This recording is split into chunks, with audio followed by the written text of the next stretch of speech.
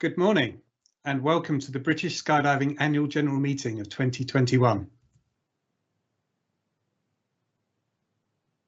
My name is Craig Poxon and it has been my privilege to be chair of our association for the past year. I'm really sorry we can't all be together in person to do this, but since this is my first AGM as chair, it's saving me a fortune on the beer fine. But it's everyone's first AGM online as well, so I think that cancels them out, right? Wow, tough crowd. For those of you who are not familiar with the fellow board members and the executive staff who should be accompanying me on the screen, I would like to introduce you to them to you.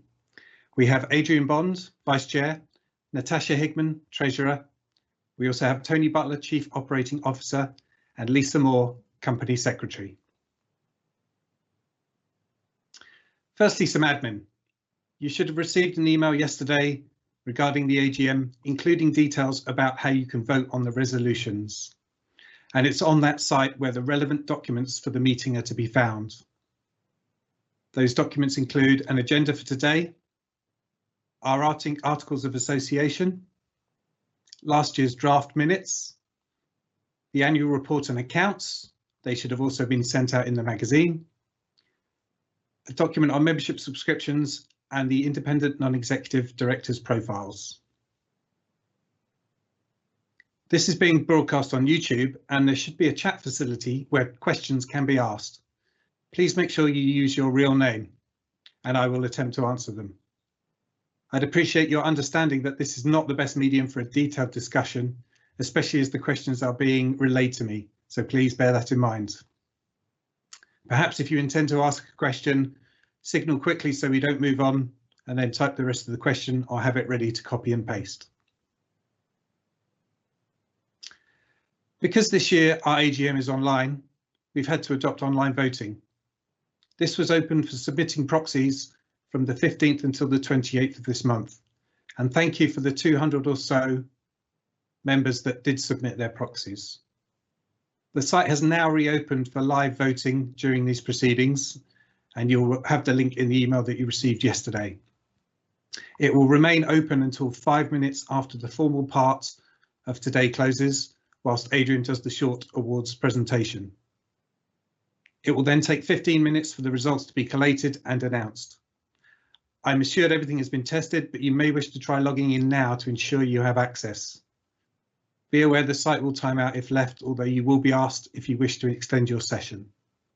If there are any issues, please email UK Engage on britishskydiving@uk-engage.org or give them a call on the number on the screen now. This is today's agenda. I shan't go into too much detail as I'll cover each point as we go along. Item 2, apologies for absence.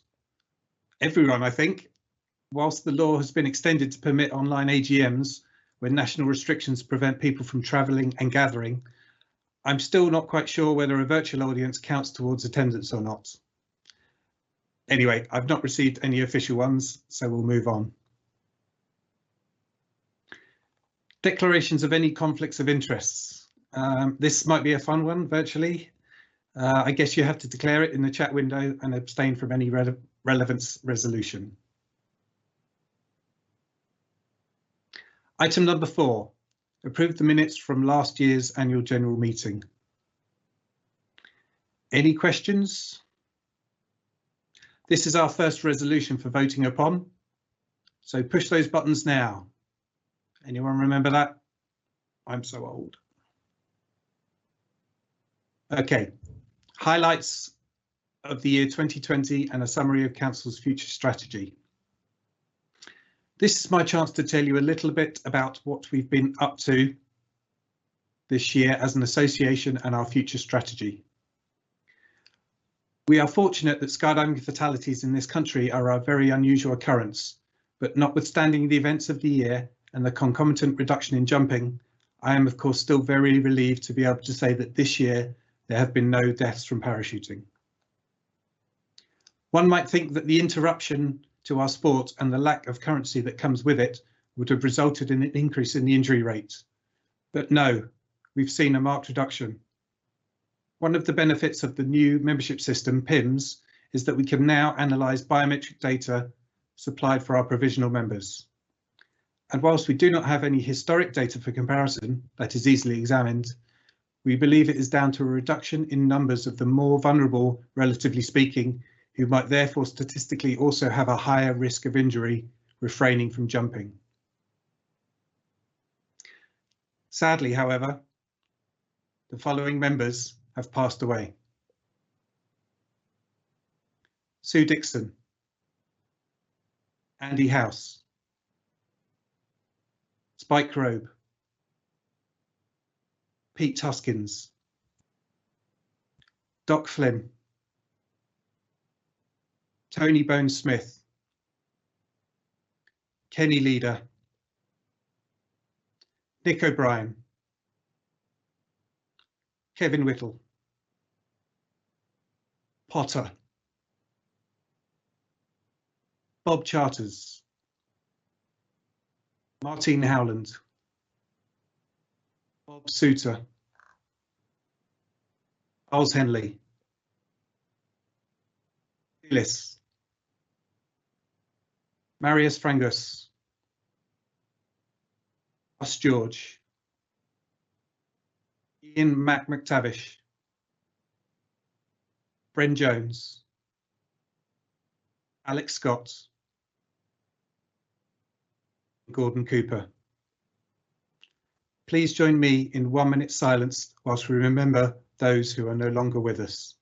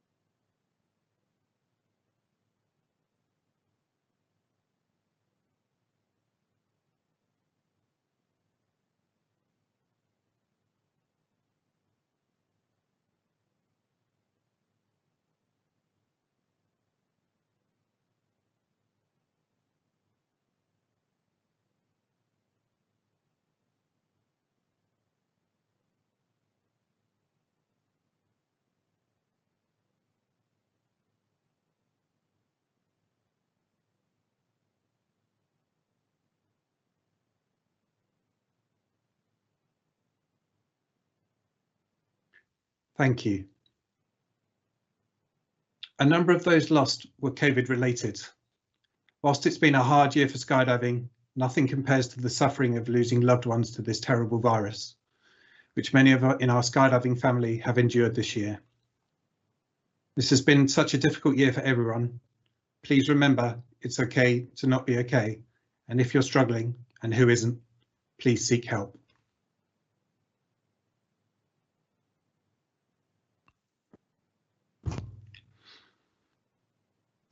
I don't need to tell you the devastation coronavirus has wrought upon the world, the millions of deaths, economic calamity, and the harm to everyone's mental well-being. I can remember being at the East Midlands Conference Centre this time last year for the Expo, when we were already receiving reports of the impact it was having in Wuhan, China. But I think few of us could have envisaged that we would be where we are now. Last year, my predecessor Martin talked about our strategy and successes, more of which I will cover later. But one of the things he mentioned, more than once in fact, was our financial stability. This year that stability has been sorely tested, but thanks to the diligence of our previous treasurer, Debbie Carter, and the stewardship of council over the years, we have built our reserves over time to provide that stability. To most of our members, skydiving is a sport, a hobby, a bit of fun, but for a number it is their livelihood. The arrival of the coronavirus was a perfect storm, coming off the back of a winter, and a bad one at that, where cash flow, as well as at bank and in hand, is traditionally very low. With a significant reduction in income from memberships, we disinvested a large chunk of our reserves to be able to continue operating. Many of you may not have heard of the Drop Zone Defence Fund. It was set up to offer financial support for legal action to those that were suffering existential threat to their operations. The fund is financed much like the one for the British team, via donations from members.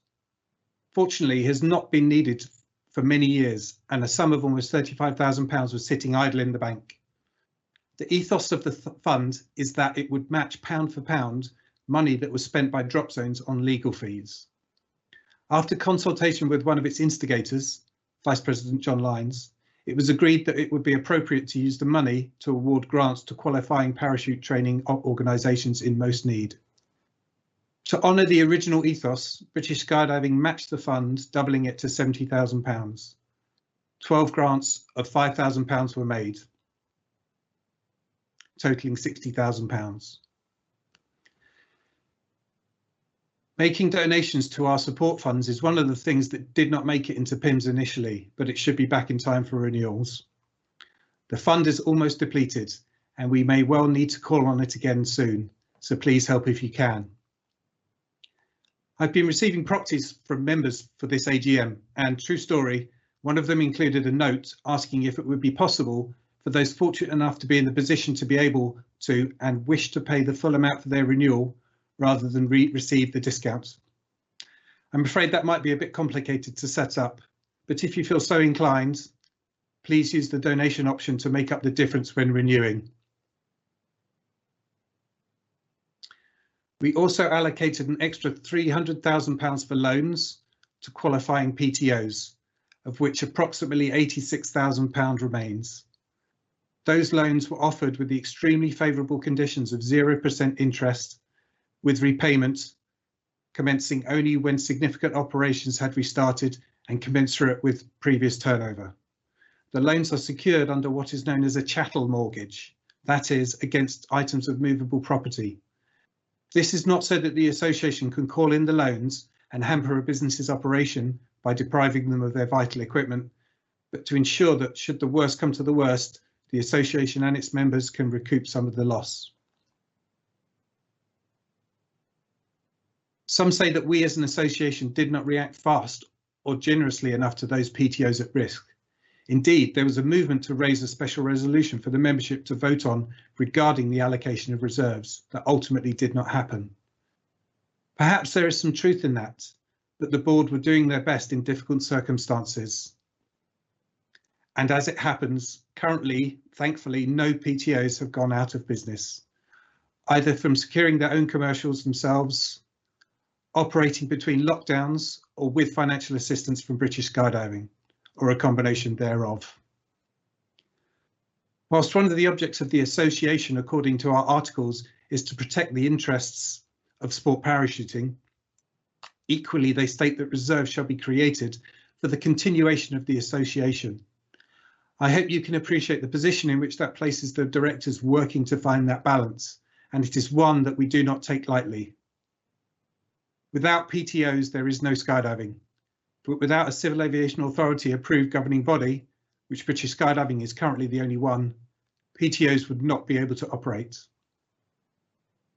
But we are not out of the woods yet. Fortunately, this current lockdown is occurring during the off-season.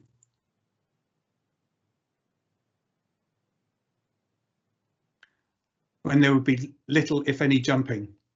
We do not know how long this will continue, and for now it isn't looking great. Should it extend beyond the winter lull and into spring, PTOs will again be struggling, as will the association, and we may need to dip further into our reserves. Our treasurer and all the board will have their work cut out to rebuild that financial stability. But I have no doubt we are in very capable hands. And just to recap, we awarded 6 loans to 6 PTOs, totaling £214,000, just over. So we have £86,000 left in that grant, in that loan fund currently.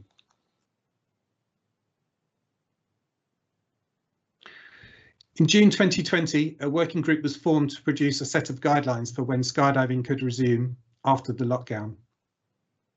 They provided suggestions as to mitigate the risk of virus transmission during skydiving once they were again permitted activities. The members of the working group split up to cover 3 distinct topics: PTO entry, airside and non-airside activities. The working group was made up of a broad cross-section of our sport, from those in the running of the drop zones to those with scientific, aviation and industry expertise and members of council. I would like to thank all of those involved who gave up a considerable amount of their time and worked very rapidly to produce their findings. Thank you. I would like to say a massive thank you to the editor of our magazine, Liz Ashley. How she managed to put out 6 issues this year, as usual, albeit occasionally somewhat thinner due to a reduction in advertising, what with everything going on, including holding down a very demanding full-time teaching job at the best of times, let alone in the middle of a pandemic. But that's Liz for you. Although I'm sure she would say she could not have done it without all the contributors and Warner's, our publishing partner. So thank you to all of you. I think it greatly helped keep our members connected with each other and the sports during this time, which also aids with our strategic goal of retention. And how about that new branding on the mag, hey? Last year saw a return to previous publishers, Warner's, who made us an offer we could not refuse. Rather than us paying for the magazine and getting a cut of the advertising revenue on top of a certain amount, they would produce the magazine for free under Liz's editorship in exchange for the advertising revenue. Accepting their offer proved to be a very fortunate decision for us given what has happened. Although, as I said, we've made some concessions on number of pages and paper quality to assist them, and not to mention the financial struggles of our previous partners, Archant. The magazine is one of the many benefits of your membership, and whilst I appreciate it does not appeal to everyone, no member's money goes towards its creation now, just the postage.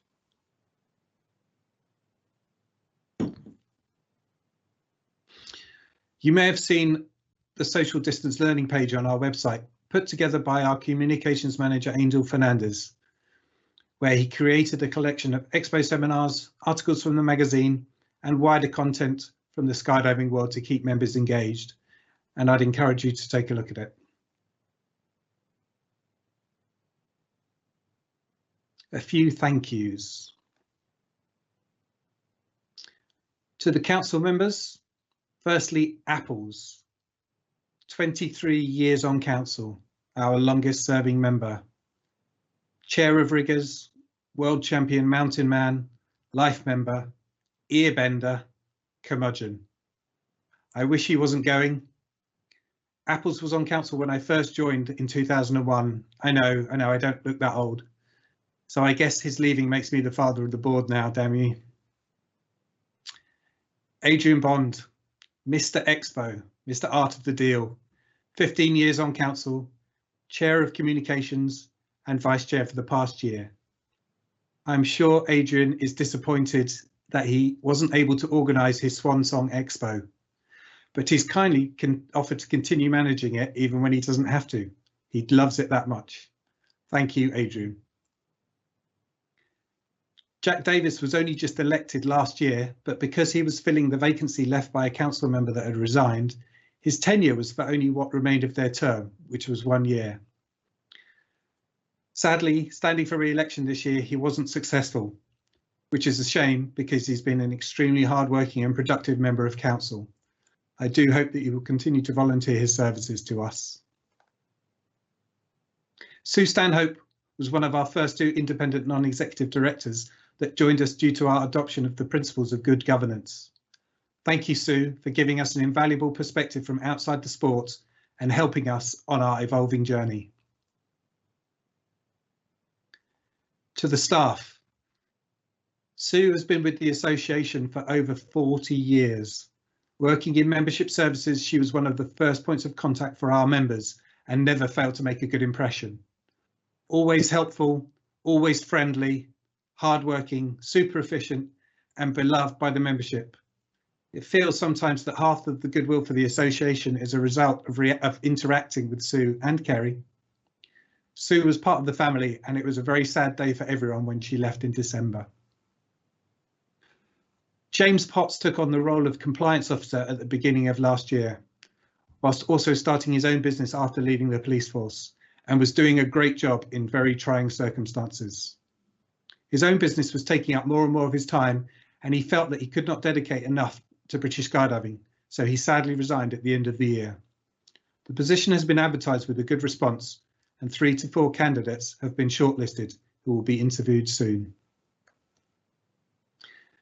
Marie Kent was our competitions and awards coordinator, for which the pandemic removed a lot of the workload, and with uncertain prospects for 2021, sadly the position was made redundant. Fortunately, Marie was able to find employment quickly, and we wish her every success. But we welcome back Megan Sheedy, who has previously held the competitions coordinator position before returning to her native Canada. She has now come back to the UK and is admirably attempting to fill the enormous gap in membership services left by Sue. And I should also mention Martin Shuttleworth, who's been off work unwell for the significant part of the year and is still recovering. I'm sure you will all join me in wishing him well. Whilst the staff have gone above and beyond covering his work in his absence, especially Lisa, Tony and Angel, none of us can replace Martin, and we're desperate for him to return. Get well soon, Martin. The dedication of all our staff is outstanding, and that has been especially apparent this year. We're extremely fortunate to have such loyal and committed employees, and I cannot thank them enough.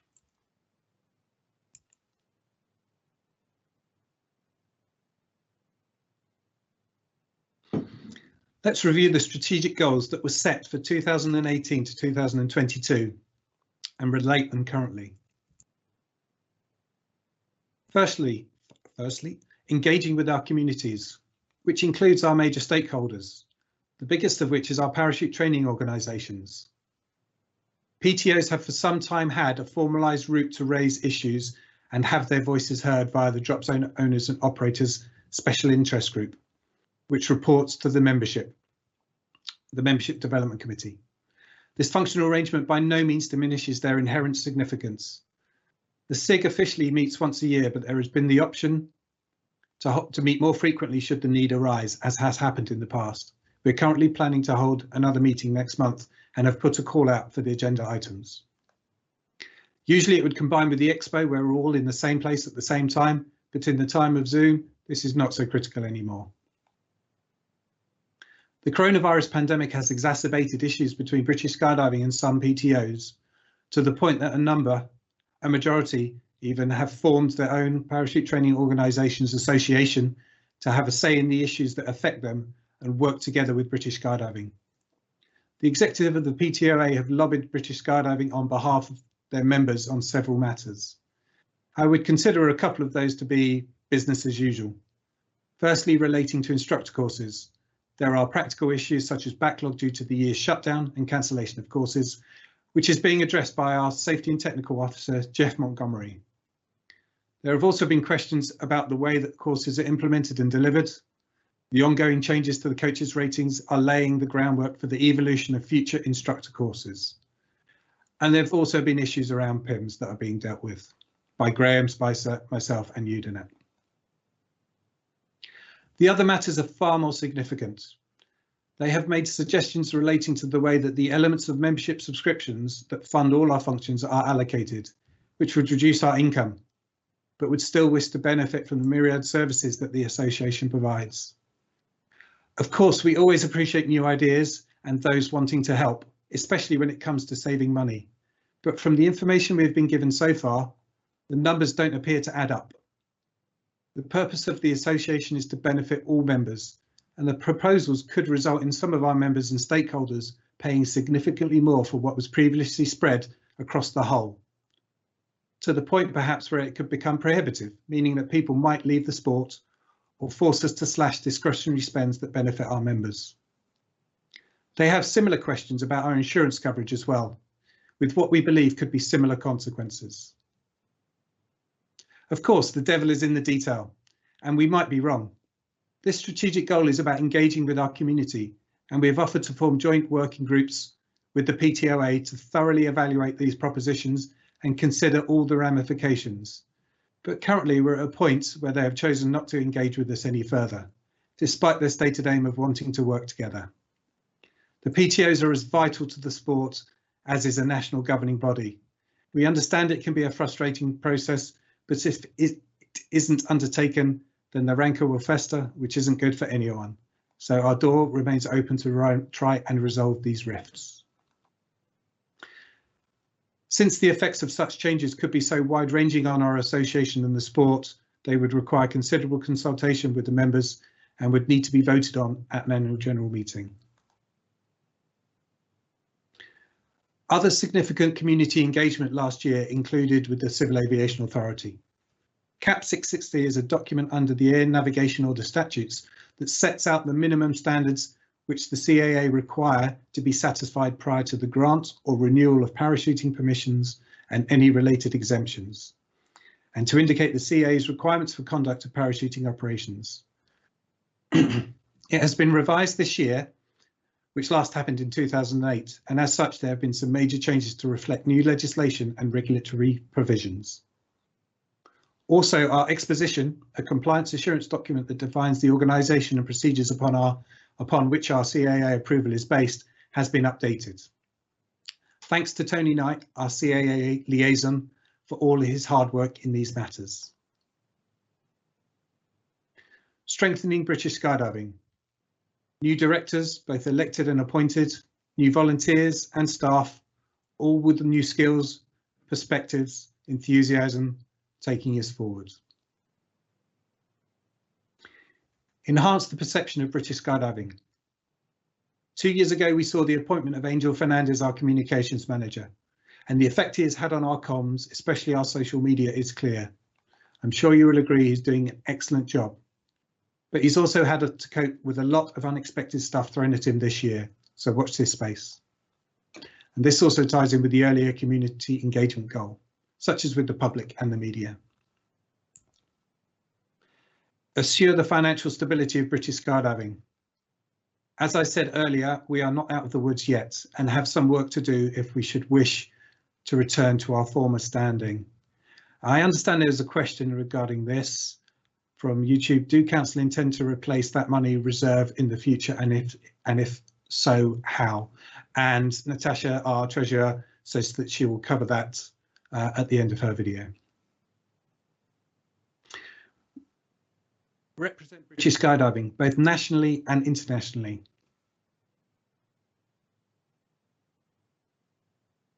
Sadly, there have been no official competitions this year, but the representation continues to happen through our liaisons with the CAA, the Royal Aero Club, Sport Recreation Alliance, Sport England, General Aviation Awareness Council, General Aviation Safety Council, and the International Skydiving Commission, and so on and so on.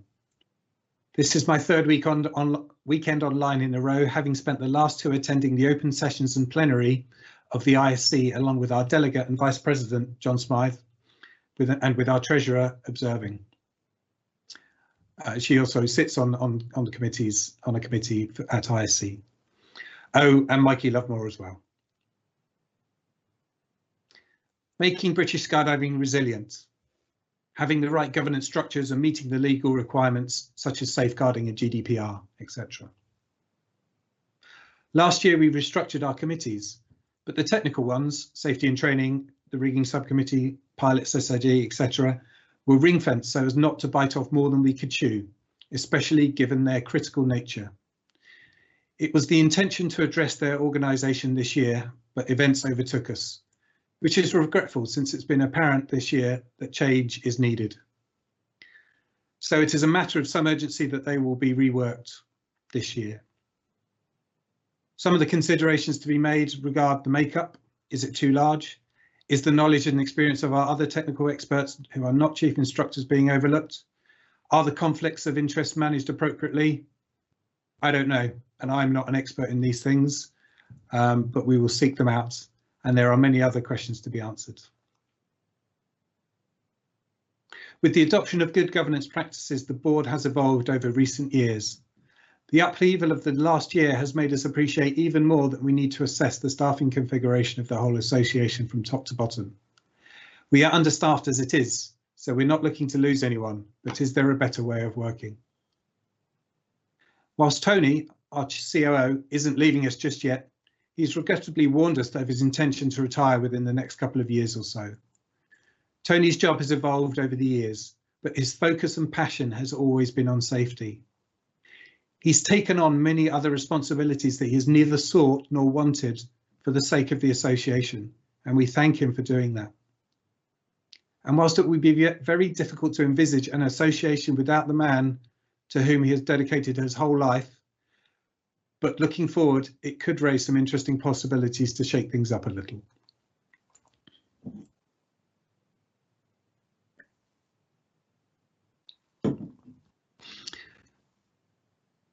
Membership. Anyone who knows me will appreciate that I am a big fan of data and statistics. So one of our key performance indicators, membership size and number of descents, would normally get me a bit excited, but not so much this year. Understandably, our membership numbers have taken a big hit due to the pandemic. Having said that, I'm still encouraged. We are extremely grateful to those who did choose to renew their membership this year in these extremely tough times. You have helped us to help the PTOs, and you are assisting us with the strategic goal of ensuring the financial security of the association. Thank you. Those of you who did renew will benefit from a reduction in this year's membership. Thanks to the negotiation of our COO, Tony, the support of our broker, Romero, especially Martin Mansley, and the understanding of our insurance underwriters, AXA XL and Aspen, who have agreed to discount our policy during our enforced grounding. Our collective insurance policy is one of our greatest strengths as an association, spreading the risk across all our members. I understand we are facing the hardest insurance market in a long time. Lines of business are being restricted and non-standard cover is either not being quoted or the premiums are increasing. We are grateful that our premiums will remain the same for 2021 to 22. Sorry if I'm stealing your thunder, Tash. Students, again, I'm surprised by the number of student memberships, predominantly tandems, and even though typically the weather was amazing during lockdown and not so much once things started to get going again, it's a pretty good effort, especially in considering there are a number of drop zones that didn't reopen. The figure of just under 20,000 student members equates to approximately 36% of the previous 10-year average.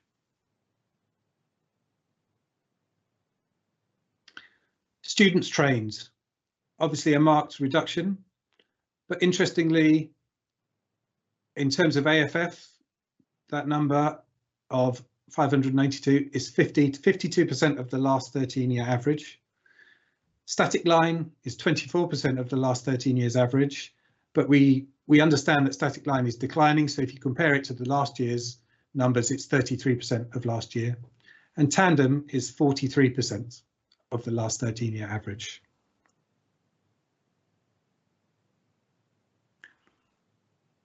And the descents, just under 100,000, and that equates to almost 40% of the previous 10 years average.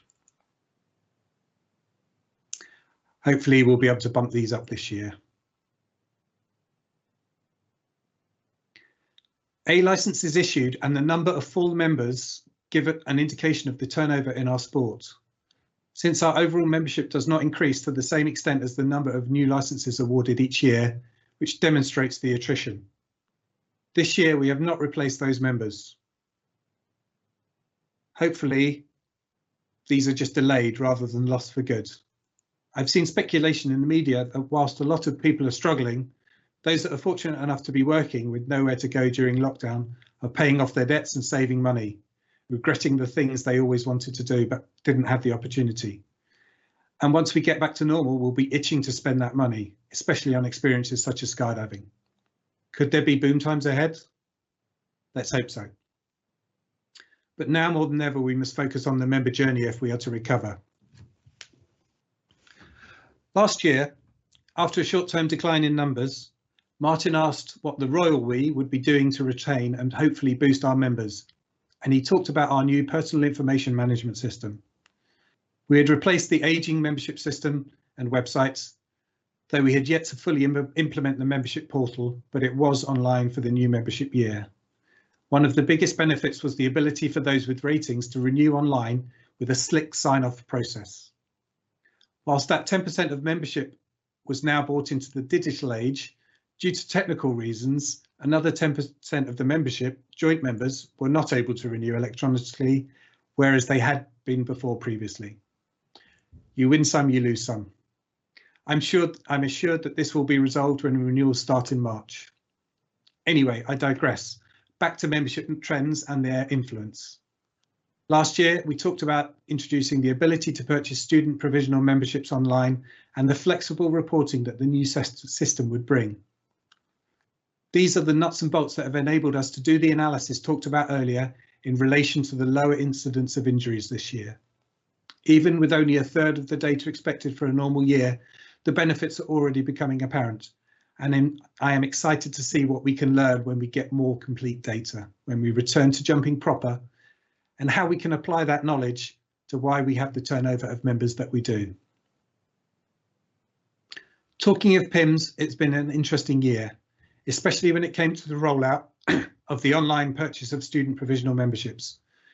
Partly due to unforeseen issues with the implementation, aggravated by a delayed uptake from end users, there have been a few teething issues, but our partners Udinet have worked diligently to resolve them and continue to do so. And once again, I cannot thank Graham Spicer enough for all of his efforts. Graham is a volunteer who is the driving force behind the project, and not forgetting Adrian for his assistance on the contractuals. Good news, Graham, we should get to start on phase 2 soon. That includes online incident reporting, which will greatly assist Jeff in his work. PTOs and chief instructors do a great job minimising risk and injury, but keeping an overall eye on overall trends is an additional tool that helps them to help us to stay safe, which is good for all of us physically, not to mention financially, keeping our insurance premiums down. Now on to a few of the things our committees have been working on this year. The Membership Development Committee, chaired by Mark Biada, has been working on initiatives to help get over the trickier humps in the journey that might cause people to drop out. They have been working with UK Coaching for the course content in regards to changing the coaching rating system, and First for Sport to develop a qualification which is aligned to the Chartered Institute of the Management of Sport and Physical Activity and their standards of coach and high performance coach, which means our qualification will have transferable skills across the majority of sports. The plan is to run a pilot scheme for formation skydiving foundation coaches this year, and further disciplines and levels will come after that. During this development, all current ratings for coaches will continue, both renewals and issuing of new ratings where appropriate. Thanks to Martin Soulsby, Jeff Montgomery, Tony Butler and volunteer Ben Samuel for their work in this area.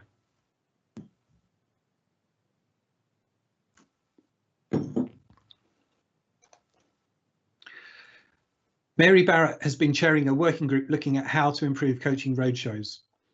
After consulting sponsored athletes, it is thought there might be better ways for them to give back rather than the slightly restrictive format of the roadshows, which will now be further investigated, and that the link between them could be loosened. This will open up roadshows to other qualified coaches and members who will apply. And the emphasis will focus more on fundamental skills and progressing past the things that might discourage new people from staying in the sport.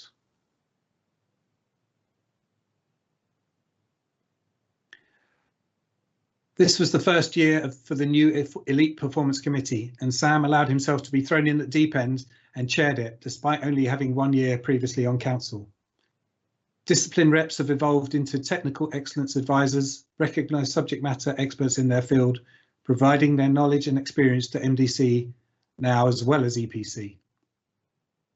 What should have been a great year with a record number of coaching roadshows and a full calendar of competitions crumbled under the onslaught of the pandemic.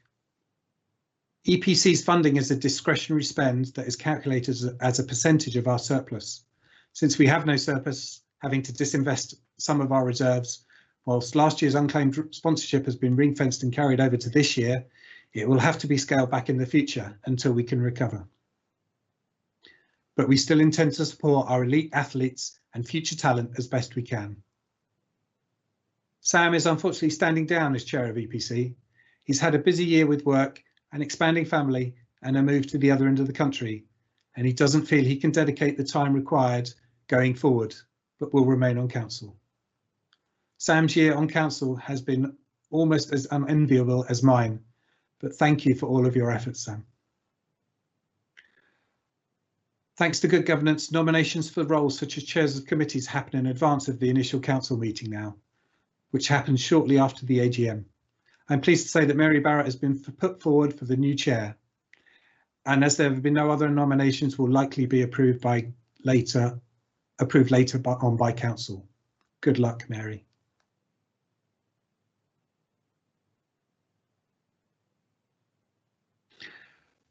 The Royal Aero Club is the national air sports control for the United Kingdom, and every year awards are given recognising achievement and service in all forms of aviation. We reported last year that Max Hurd, Dane Kenny and Martin Soulsby were all awarded silver medals for outstanding achievement. Unfortunately, they have not been able to have their accolades bestowed upon them due to the current issues prohibiting public gatherings. Hopefully they will get the chance to get their due recognition amongst their peers this year. Given the limited amount of jumping that has occurred this year, not to mention the backlog of awards that still need to be presented, Council elected not to nominate anyone. So I therefore have no success stories to tell you this year, I'm afraid. The award ceremony is usually held in a grand location, such as the RAF Club in Piccadilly, but there is a lot of standing around, squashed into a stuffy, albeit ornate room, listening to a lot of nominations. But what I wouldn't give to be able to do that right now. Each year, the Royal Aero Club Trust awards bursaries as part of its Flying for Youth programme. These bursaries are for those wishing to advance from one recognised level of air sport to the next, grading system, instructor ratings, etc. Anyone between the ages of 16 up to 21 can apply, and previous awardees from 21 to 24 can apply for a follow-on bursary. This year, I'm extremely pleased to say that 16 of the awards went to British Skydiving members. The closing date for entry is the 31st of March this year. Application forms will be available on our website and will be reminding you in all the usual places. If you are eligible, I really do recommend that you apply.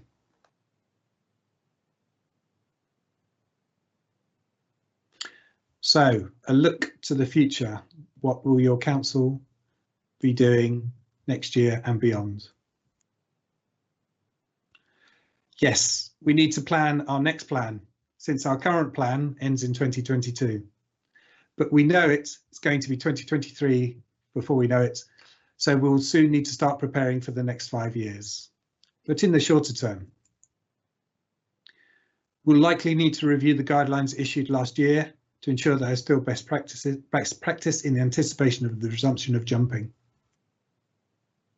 Membership journey, as always, a recurring theme, but even more important now than ever if we're to build back our membership. The review of STC, riggers, pilots and staffing, as I said earlier. Coaches rating. A lot of the hard work has been done now, but we need to put the plan into action with the pilot programme. And hopefully we get the opportunity to test it. We are currently finalising a few quick sprints to resolve issues on PIMS before we move on to phase 2 and the incident reporting, which will happen shortly.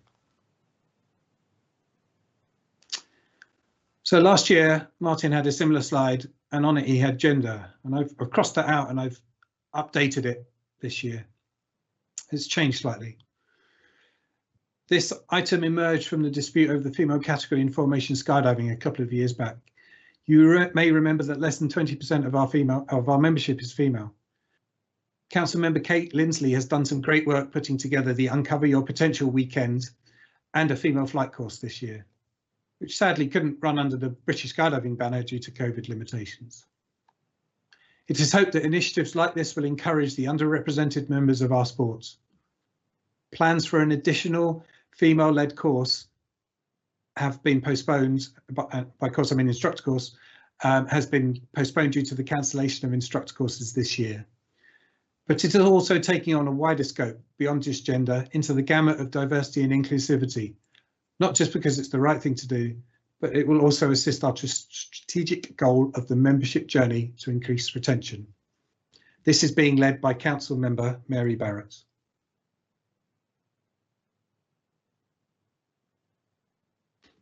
Another one modified from last year. I'm sure you don't need me to tell you that skydiving is not one of the most environmentally friendly sports. And in these woke times, I think we have our work cut out, otherwise we risk becoming socially unacceptable. Whilst this largely affects the sharp end of skydiving, and there are already drop zones that have been working to become sustainable, and undoubtedly more will join them, we have seen the exciting development of alternatively powered aircraft, but there is much we can do to change attitudes and help get our house in order. Martin made me promise him last year that there would be a phone app. The remedial work that has been required to be undertaken with PIMS this year has pushed this back, but it's still on the list. Finally, after talking about the future, a throwback to the past. Whilst the British Parachute Association was officially incorporated as a not-for-profit company limited by guarantee in 1966, it was formed 5 years earlier, on the 20th of October 1961 in a central London cafe. The decision was made to form. Hang on a minute, you might say. Wasn't that 61 years ago? Although the decision was made then, we were still under the auspices of the Royal Aero Club Parachuting Committee, and we didn't gain our independence until 1961. Therefore, this year is our 60th anniversary. We very much hope that current events will have subsided enough to be able to enable us to gather and celebrate in the most appropriate way. I've tasked the chair of MDC, Mark Biada, to add the planning of this event to his already very long to-do list. Interestingly, in the photo that was provided by joint founder and first secretary Bernard Green, and is notably our first chair, Mike Riley, who can be seen in the centre. Bernard set up the UK's first commercial parachute centre, called British Skydiving Limited, at Thruxton. Catchy name. That brings me to the end of my review. It's been a difficult year, maybe even the worst for a lot of people. With the tough restrictions and the promise of vaccination, I hope that there is light at the end of the tunnel, and we will soon be back jumping again with our friends. Paraphrasing something I heard the other day, remember that with each day that passes brings us closer to throwing ourselves out of a perfectly good aircraft once more. I look forward to seeing you in person again, and I wish everyone a better year than 2020. Cheers.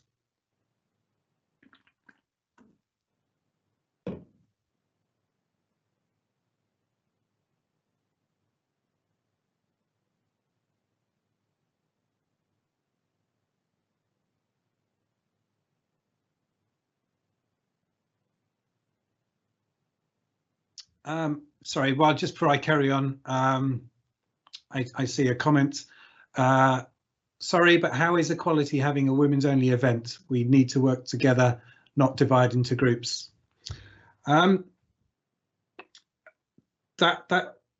sadly, whilst I appreciate what you're saying there, and there is some truth to it, that isn't the truth. The feedback that we've had from the female courses and events is that the environment was generally more encouraging and more positive, and was more likely to keep people in the sport. And there are benefits to that. It's an area with a reduced section of the membership like that. We need to level up. It isn't about separating. It isn't about splitting. It isn't about division. It's about bringing up the other sections that are not the same. So I hope you appreciate that. We're not dividing, we're levelling up. Sound like a politician now. But thank you for the question. Next, item 6, to receive and adopt the annual report and accounts for the year ending 30th of June 2020. Just as a reminder, we have 3 different types of year at British Skydiving. The calendar year around which the review revolves, the membership year which runs April to March, and the accounting year which runs July to June. We've looked at trying to align them in the past, but I'm afraid it's all a bit difficult. Are there any questions regarding the annual report and accounts?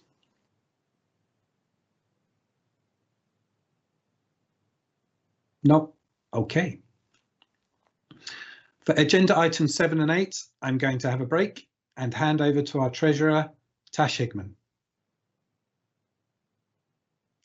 Okay, so agenda item 7 is to confirm the reappointment of the auditors and to authorise the council to fix their remuneration for the ensuing financial year.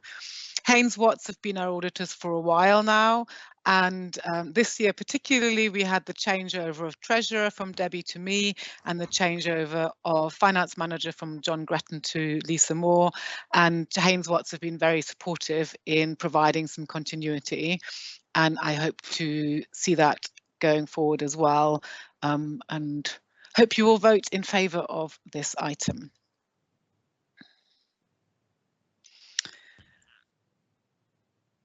For item 8, I pre-recorded a video because my internet connection isn't great, and you might already be seeing some audio and video sync issues, and it would be annoying for all of you to have to suffer through all of that for the whole of this item. However, I do want to answer the question that was asked about the reserves. One of my intentions had been at the outset this time last year is to carry out a review and identify how much we should be having in reserves, and then how do we reach that level. My expectation last year had been that we would settle on a number that was lower than what we have in the bank in our investments, and that we would therefore be in a position to spend.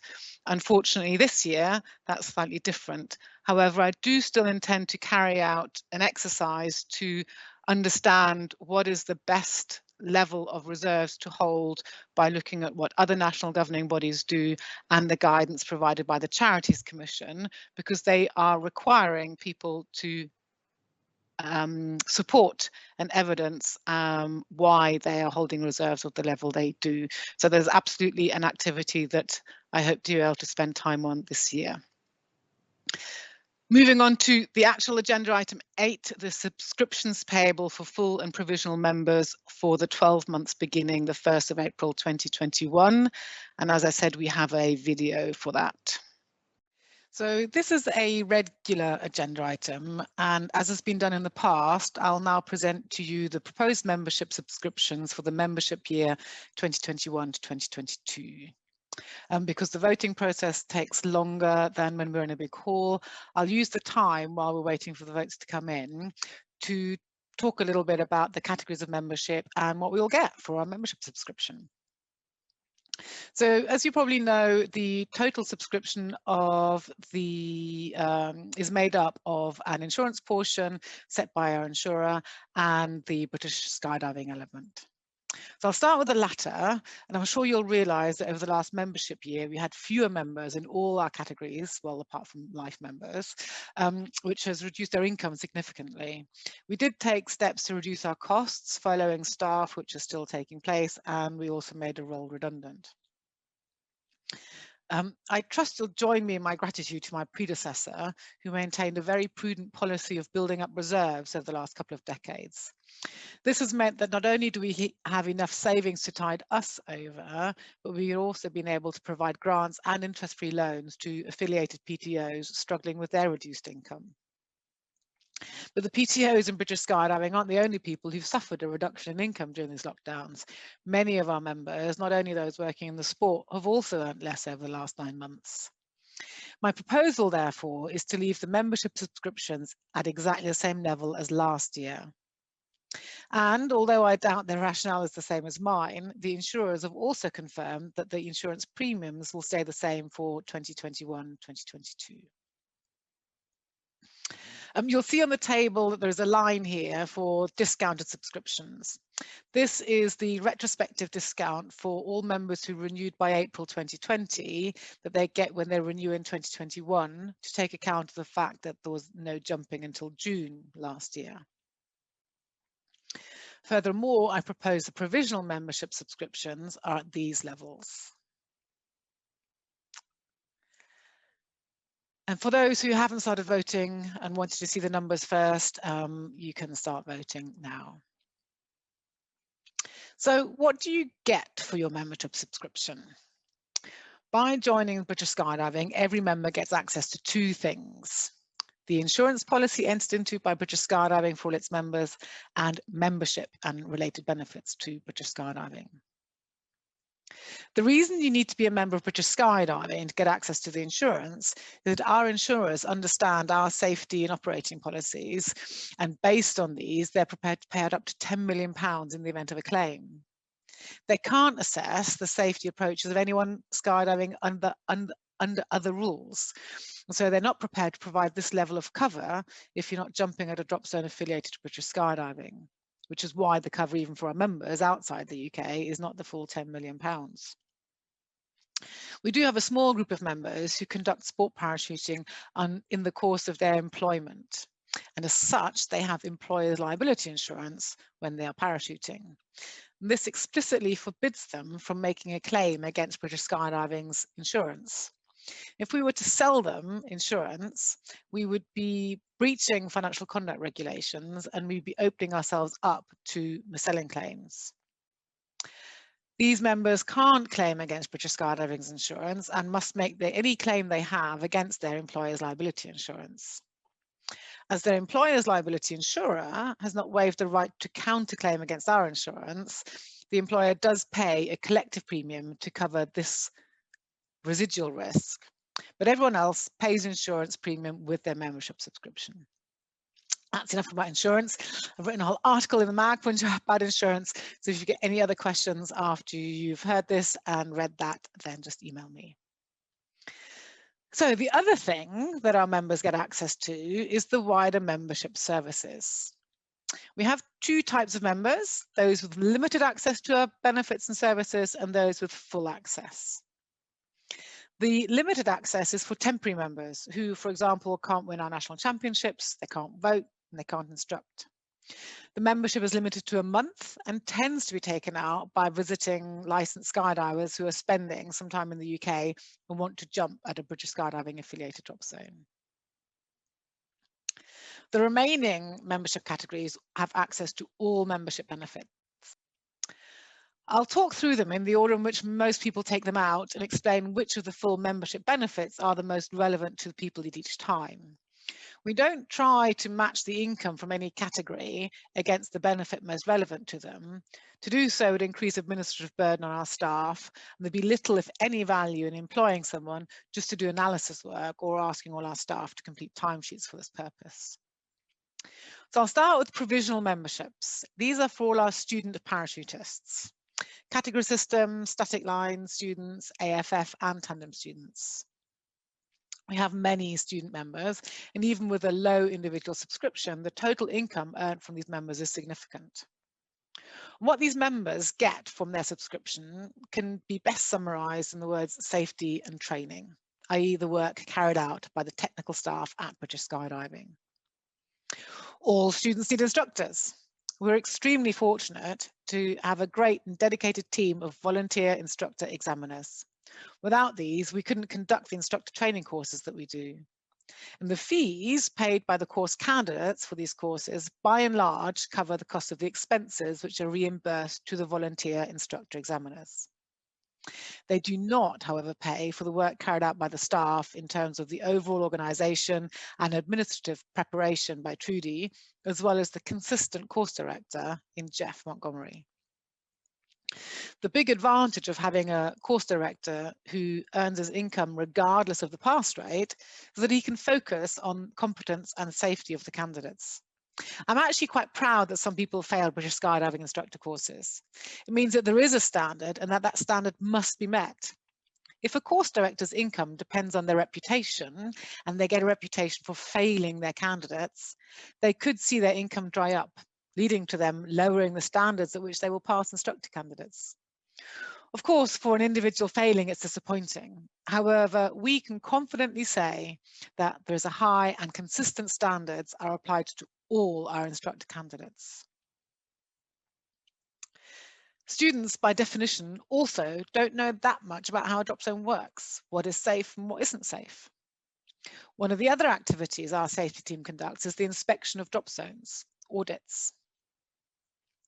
Jeff and Tony visit affiliated PTOs and ensure that the operations manual is being adhered to. A team which is financially independent of the organisation it is auditing inspires a lot more confidence in their findings. The accountancy profession and government have for years been trying to find out how you go about having an auditor who is independent when the organisation being audited pays for their services. Our mechanism, by which the auditors are paid for by the people benefiting from the auditing, retains a healthy distance between the auditors, British Skydiving, and the auditees, the PTOs. And this supervision gives new skydivers confidence in the drop zone as being run safely. Being a member of a national governing body shows the commitment the drop zone has to safety and adhering to rules. I can think of a drop zone which is not a member of its national governing body overseas, which has an appalling reputation for safety, including tandems being done by people who don't have instructor ratings. That's not to say that any drop zone not wanting to affiliate to a national governing body is not safe, not at all. However, being under the supervision of the national governing body openly and publicly confirms to inexperienced people in the sport that a venue is committed to safe and rule-bound operations. And this confidence is important. Without it, fewer people may want to jump. Students must have confidence that their PTO is willing, in their PTO, to be willing to do the training and then jump out of the plane. The volume of the provisional members means that they take up a fair amount of time in the office, in the membership department, as well as that of the finance manager. Once an AFF student has completed level 1 or a category system student reaches their first free fall, they need to take out a full membership. They could take out a temporary 1-month membership, but most people take out full membership. And although tandem students are unlikely to transition directly from a tandem to a full membership, if they decide to take out an AFF or category system course within 12 months or from when they took out their provisional membership, they don't need to pay for it the second time. I assume that most of you watching are full rather than provisional members, although they are just as welcome as anyone else. We have fewer full than provisional members, so to make up a similar income level from this category, the amount per member is higher. But a full member also gets more from British Skydiving than provisional members. Of course, we all benefit from the activities of the safety and training team. Some of you are instructors, all of us went through instruction, although some possibly outside of British Skydiving. After reaching full membership status, the sports-related work of British Skydiving becomes relevant. The grading system, represented by stickers, provides a real good structure for learning and developing skills in all disciplines. A common language by which, if you move, a new drop zone can have confidence in your abilities. We believe it's one of the reasons why our younger members are usually successful when applying for Royal Aero Club bursaries. And of course, here we also benefit from a slew of volunteers, the technical excellence advisors, and the work of chief instructors at the STC. And without the commitment of the staff and the infrastructure British Skydiving provides, these groups would not be able to work as well as they do. By infrastructure, I mean the building in Leicester when we're able to meet, currently by having the necessary services to host and run the meetings remotely. Full members also get access to coaching roadshows. The time of the coaching is either volunteered or as part of a sponsorship agreement with the elite athletes. However, their expenses are covered by membership fees. And it's understandable that the coaches often have to travel quite a distance to the roadshows. If there's a local expert on hand, a PTO is less likely to ask for a roadshow in a particular discipline to take place at their drop zone. I mentioned elite athletes. British Skydiving facilitates competitions around the country. national championships in all FAI disciplines, UKSL information skydiving, and Grand Prix in both canopy formation and accuracy landing. This also costs money. A further set of volunteers, the British skydiving judges, travel to all these competitions and donate their time to enable our competitors to measure their performance. Again, their expenses are covered by British Skydiving. And for those who are successful at the National Championship, there's a pot of sponsorship money available to support and enable more training to improve performance. Internally, again, the membership subscription cover the costs of membership services and the membership administration, so that when you move house, you still get your mag, finance, as well as communication. While I was writing this, I couldn't quite decide who benefits more from the work of our communications manager. Existing full members now have far more opportunities to learn about what's going on, and the activities on Instagram and Facebook support the overall positive visibility of the sport to non-skydivers, encouraging more students. Similarly, I'm not sure who, apart from the teams themselves, of course, is the greatest beneficiary of the administrative work supporting the demo teams, both civilian and military, who are British Skydiving registered. Not all the demo teams are, some have their own procedures and are approved directly by the CAA. Coming to the third category of members, life members. They get all of this for life. And then finally, there's the retired membership category for those who don't jump or take part in any British skydiving activities like instructing, judging, DZ control, packing, or anything like that. This permits them to vote to get the mag, but does not include insurance, as it's not needed. So having gone through what your membership subscriptions pay for, let's see the outcome of the vote. Thank you very much, Madame Treasurer. So thank you for that summary. There was a question in the chat from Simon Donnelly asking about notifications for voting. No, there are no notifications, so just log in when you can and vote for each of the resolutions, including that one that's just happened, the annual report and accounts. Are there any questions on what Tash just said?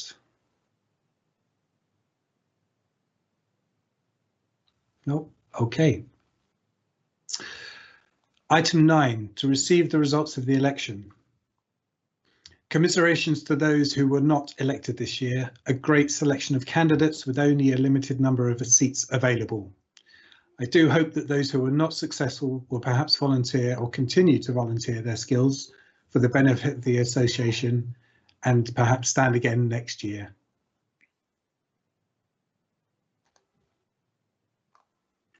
Congratulations to the 3 who were elected, Rob, Buzz and Ellie. I very much look forward to working with you all next year, or this year.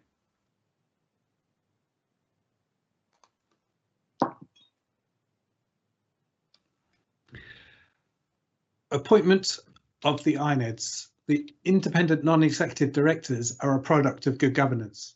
They bring outside experience, provide impartial oversight and a constructive challenge to the board. With Sue Stanhope standing down at the end of her term, her replacement will have the standard 3-year term. According to our Articles of Association, in the event of a casual vacancy, as happened at the beginning of last year, the Nominations Committee shall identify a person to fill that vacancy, but only until the next annual general meeting, at which they shall be eligible for reappointment for the remainder of the term of the office of the director who created that vacancy, which in this case is 1 year. One of the candidates chosen to fill the seats is Rob Hartley, whose background is in sporting governance with Sport England, and it was that experience that led him to be chosen to fill the casual vacancy and immediately become a director at our last council meeting of 2020. And it's now that we ask him to be reappointed for the remaining year of that term. It is expected that he will be further reappointed at next year's AGM. Joanne Shaw is the candidate nominated for 3 years. I am very excited by both of these excellent nominees to be joining us, and they are raring to go. Any questions?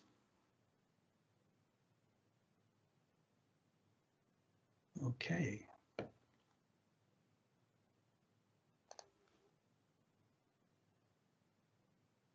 So that brings us to the end of the formal proceedings. Voting will remain open for another 5 minutes whilst we have a short award ceremony. So please, if you haven't done so already, log in and finish up casting your votes.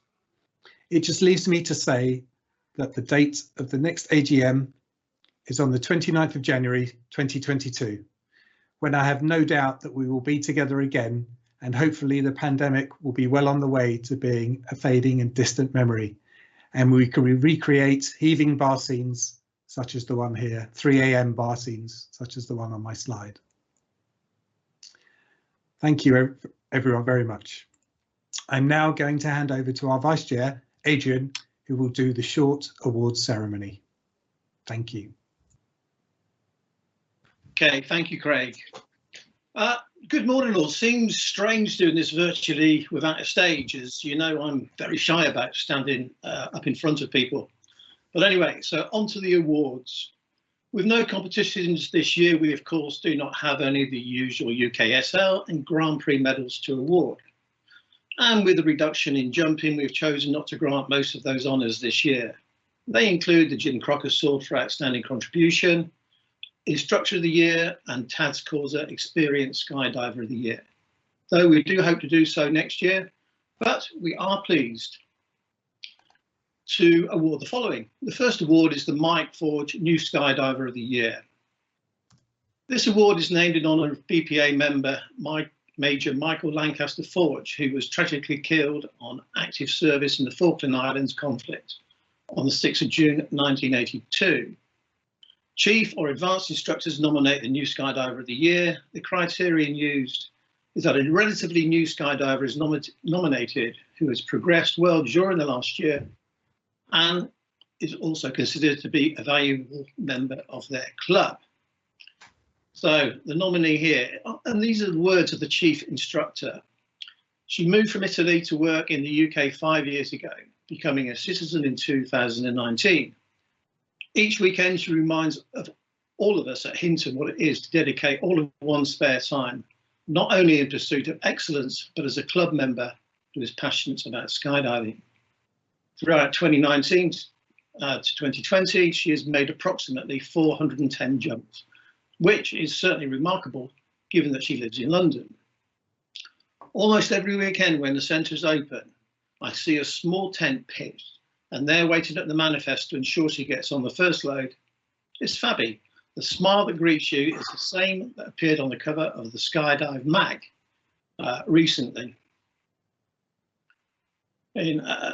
So she's a caring to those who need supporting, always interested in acquiring knowledge from anyone who is willing to give it, and happy to impart anything she has learned. She might not know it, but Fabi is a very good mentor to those starting out in the sport, and in particular to female jumpers. The level of progression in freefall is something I have not readily come across previously. Freestyle is certainly a particularly difficult discipline. Even the basics require a high level of skill. Making look easy is even harder. She self-taught for most of 2019, making solo skydives.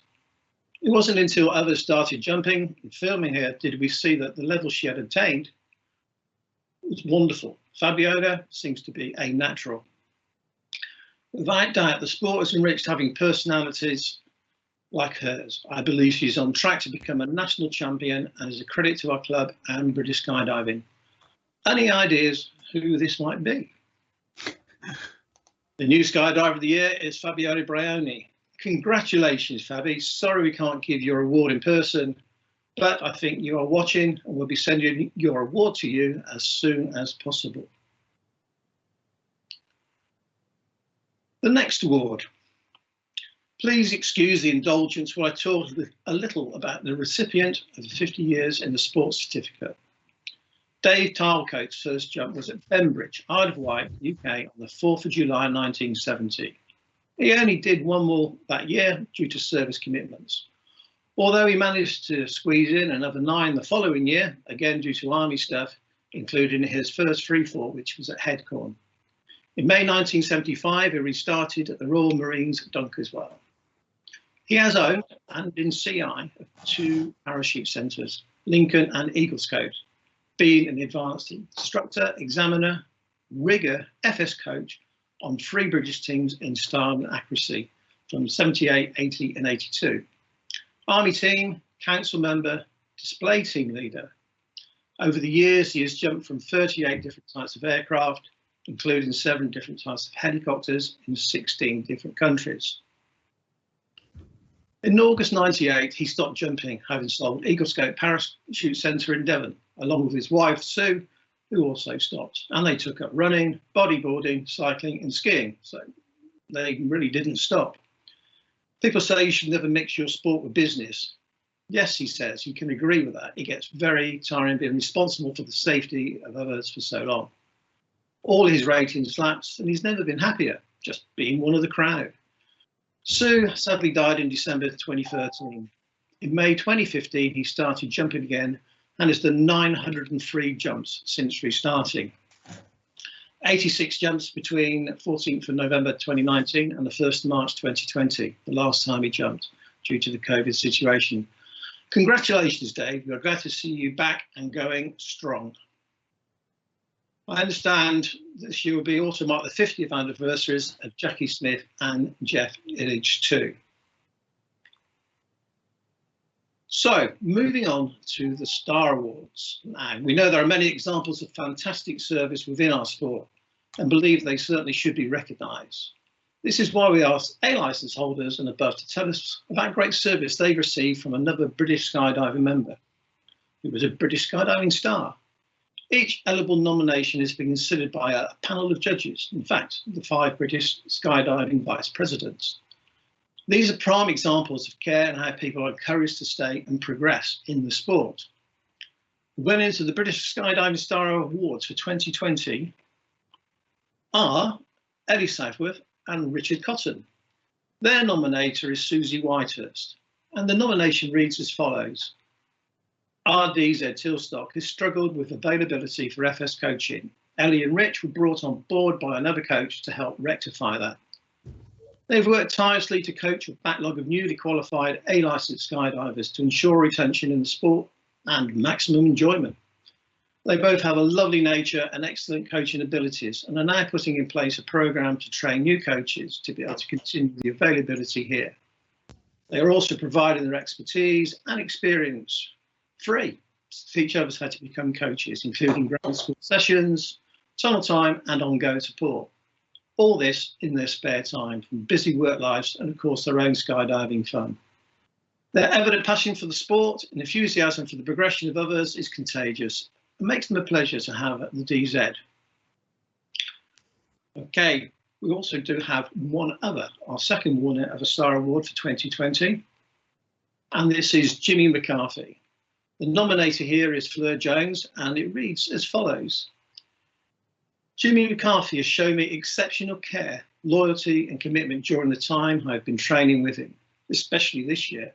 My free fly journey has had its ups and downs, hampered by injuries and then, of course, lockdown.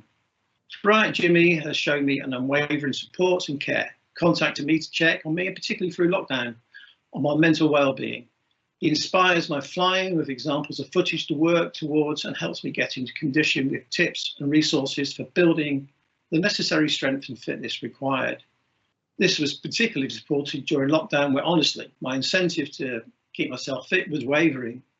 His enthusiasm for my progress is motivating and he makes me believe in myself when I can't see it. He pushes me to the next level without me even realising it. He's open to me sharing my ideas of what I want to achieve, and together we discuss how we are going to get there. But he's almost very honest about my capabilities and what my thoughts are, and that builds trust, which is certainly vital. I feel like Jimmy is there for your journey, not just to coach you for that 15 minutes or half an hour, or just to take your money. It's not just me either. I have seen him with other students too. He is generous with his time for anyone that wants to learn how to be the best flyer they can be. So congratulations to all those guys. Now, as you know, a big part of the Expo experience is the seminars that attract presenters and viewers from far and wide. We certainly did consider running them online this year, but I'm afraid it was a bit of a non-starter. However, I'm glad to say that Skydive Langer have stepped up to fill the gap and to date they are running their Zugi. I'm certainly grateful to them for leaving a gap in the programme for this presentation, so at least we have a few people watching and we haven't completely wasted our time.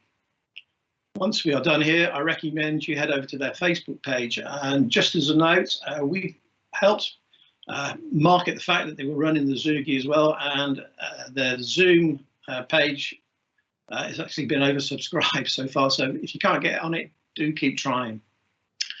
They certainly have a number of seminars throughout the day, so check it out. And there is also a bit of tiny partying at the bar, and they are going to be trying to replicate that experience without the queue at the bar. That'll be great if you can. And don't forget, there are dozens of seminars going back to 2015 on the Skydive the Mag YouTube channel. So we'll not spend some time going through these. You may have missed them. Thank you for everyone for your attention, and see you next year. But finally, I'd like to thank Epitech and Ali Adams, who support us for all our AV and these events, especially through his assistance in the production of this online AGM. Fingers crossed, next year we will all be together at the Expo and have some very exciting ideas. All I can say is, be there. We'll be back in a few minutes with the results of the voting. Thank you. And we're back. I'll try and be as quick as I can. Apologies, we are overrunning slightly, and we're giving Laura at Langer a heart attack because she's pushed the next seminar back already, and we've already gone into their starting time. So as quick as we can, here are the results from the resolutions from our partner UK Engage. Resolution 1, to receive my highlights of the year, carried 98% for. Resolution number 2, to receive and adopt annual report and accounts for last year, almost 99% in favour, carried. To confirm the reappointment of the auditors and to authorise council to fix their remuneration, 98% for, carried, thank you. Resolution 4, to set subscriptions payable, full and provisional members for the next 12 months starting April 1st, 2021, 97% in favour, that's carried. Resolution 5, to receive the results of the membership selection of elected members for this year, 99% that is received. And to receive and vote on the recommendation of our independent non-executive directors, 98% in favour, so that's accepted. Thank you very much, everyone, and enjoy your day. And sorry, Laura, over to you guys. Bye, everybody. Thank you.